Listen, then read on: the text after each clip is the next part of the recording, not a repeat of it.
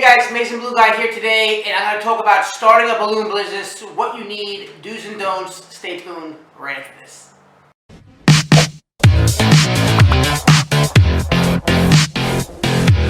Alright, we're back, and I'm going to go over what you're going to need to start your own balloon business.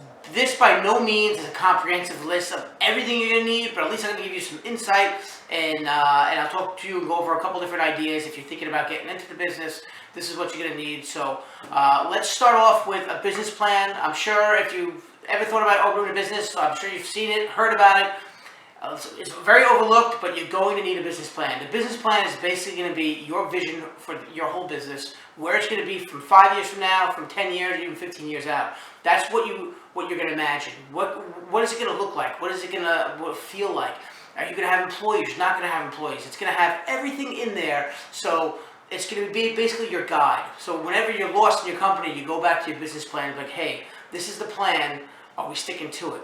It's also, which a lot of people don't know, is after your business plan is done, it's not written in stone. You can always go back and change it and tweak it. If it's marketing, you're going to write everything in there, from your marketing to your hiring employees to your business structure. And if, say, your marketing plan is not working right, you can go back ahead and change that depending on your needs. So don't think it's ever set in stone, but it's always something you should be working with.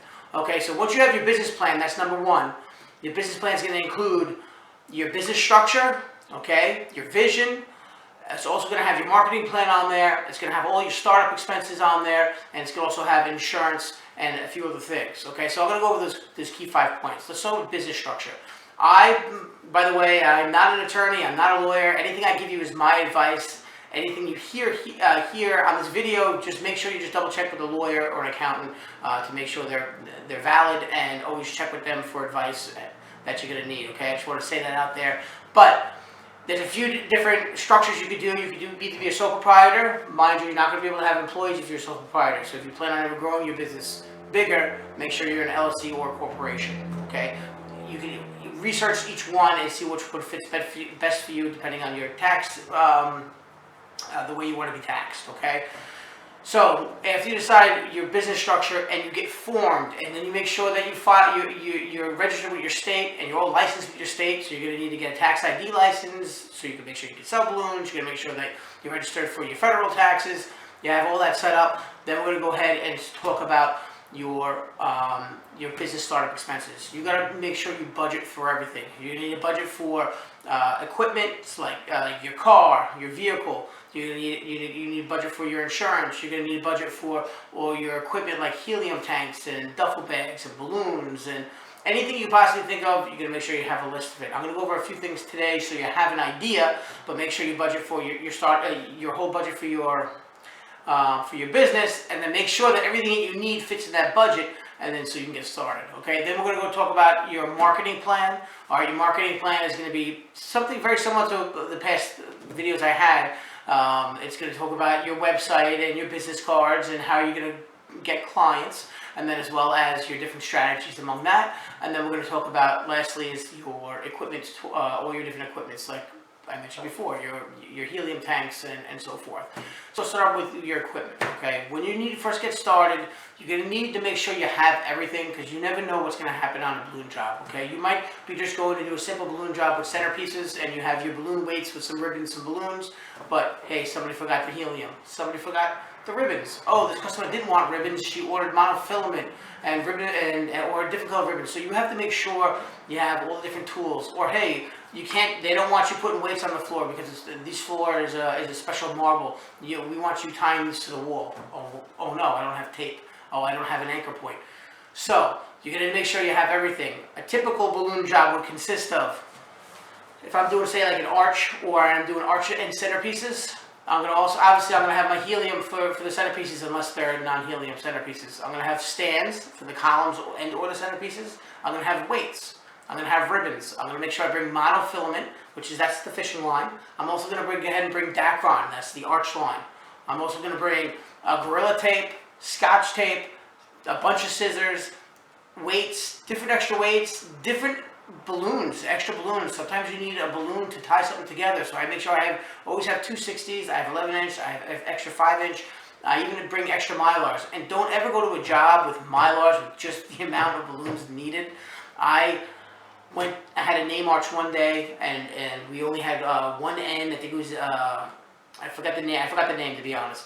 But we had one. We only had one end, and the end popped, and that was it. There's nothing we could do. The party was starting, and that was a big mistake. The restaurant actually dropped us and never called us again, and they were giving us referrals. So mistake, lesson learned there. But anyway, you're gonna make sure you bring extra balloons.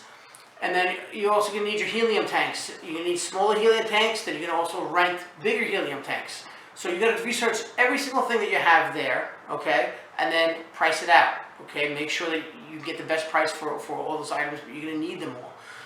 Also, you know, if you're just going to plan on delivering centerpieces, you might not need the Dacron. So depending on your business model, you may or may not need all the items I'm talking about here. But you're also going to need a duffel bag to bring things to and forth of a job, and then you're going to need a vehicle, okay? Your vehicle could be a regular car or it could be a van. If you're just starting out and you don't have really big jobs, a car will just do fine. You can bring smaller helium tanks if you need with you, or just make sure you have your inflator, your balloon pump. You're going to need a hand pump, and you're going to need an electrical inflator. You can bring that to the job site and blow everything up there, but if you're in a limited amount of time, or if you have multiple jobs in a day, getting a van or even getting an SUV or a minivan is going to help you greatly, because you can pre-inflate a lot of the balloons and then bring them with you. All right. So I'm going to have a list of that. I'm going to put it on my new website. It's not up and running, but I'll have a list so you can download that, and it's going to have basically almost every item that you're going to need if you're starting out. So hopefully that'll help you reference with that. But after the equipment, after you have all the equipment, then you're going to have to go into your marketing. Let's talk about that a little bit more. Marketing could be anything from knocking on businesses' doors, handing people business cards, from seeing people in the subway and handing them flyers, okay? All the way out into going to street fairs and setting up a booth and handing out flyers there, or doing what I've said in my past videos is selling centerpieces, selling balloon bracelets, making balloon twistings, get your name out there. And there's so many different strategies, so you got to pick out which strategy is going to be the best for you, or you got to try a few of them, see which one works the best, and go with that. And then you also got to budget for that, because business cards cost money, flyers cost money, getting people to sell for you costs money. I don't know if you can always hire somebody to make phone calls for balloon deliveries, whatever the case may be. So you have to really price out your marketing strategy and then use what works. You know, you could also go ahead and pay for Google clicks on Google, which I've tried in the past. I have no luck. Facebook has ads there too. Have I gotten much business from it? Not so much. Maybe my ads weren't as good as maybe yours will be. I don't know, but that's my personal experience. But you have to just budget for that. So that's going to be your marketing plan. Figure out how you're going to do it, how much it's going to cost, and then you're going to do something called innovate, quantificate, orchestrate. The innovate part is going to go ahead and when you're going to try a new idea out. Hey, I want to go ahead and try this new fair thing. Okay. Then you're going to do quantificate. That's just making sure you take all the numbers, find out how much money was spent, how much did you make, how much time did you put in, and then once that's quantified, if it works, you're going to go ahead and orchestrate it, and then make sure you keep doing that over and over and over again. And that's what you should do with your whole business. Innovation, quantification, orchestration. So once you have your marketing plan down, which can be changed, you can change this whole business plan any way you like, but at least you have a guideline of where you're going. Once you have your marketing strategy down, then you're going to be talking about insurance and employees, okay? If you plan on being bigger, the bigger you are, the more problems you're going to have. That's a fact, and the more money it's going to cost you. If you're just a sole proprietor and you're doing a few jobs here and there, and you're making a little bit of money, no big deal. Once your business starts growing, you start getting a lot bigger, you're going to need extra vehicles, you're going to need you're going to need car insurance. You're going to need higher car insurance if you're letting employees use your vehicles. Even if they're using their own vehicles, you're still going to make sure you need that car insurance, because you're going to be held liable if something happens to them. Then you're also going to need workers' compensation. Then you're going to also need unemployment insurance. And then you're going to have to start withholding the money out for them and then paying taxes that way. So it gets a little bit complicated. But the bigger you go, the more insurance there is. And then the most important is going to be liability insurance for the company. To get onto a lot of restaurants, a lot of catering halls, especially the higher end ones, they're going to want you to have liability insurance. And that can run anywhere from $200 a year to $1,000 a year. Luckily, balloons is not that expensive. If you're in the bounce-ons company, which I have in the past, I mean, I was paying $8,000 a year for about 8 bounce houses. It was ridiculous. But I couldn't get onto different schools' properties, unless I had that insurance. So I needed it. And then that, is arm and a leg. That plus a warehouse and whatnot, you can get into some big figures there. So just some stuff to watch out for. if you want, you can absolutely make money and be very, very successful with multiple employees. But it's just not as easy as you may think it is. But if you understand the risk and you want to keep doing it, keep watching my videos because I'll have some more. But this is I try to go quick here. I just touch on a few things. There's obviously a lot more detailed, a lot more things you got to think about. But I hope that helps somebody out there. And if you liked it, comment below. I can keep making videos like this if you like. Just keep making sure you comment below because if you guys don't like it, I can change it up and do something else. But all right, guys. Thank you, and I'll see you in the next one.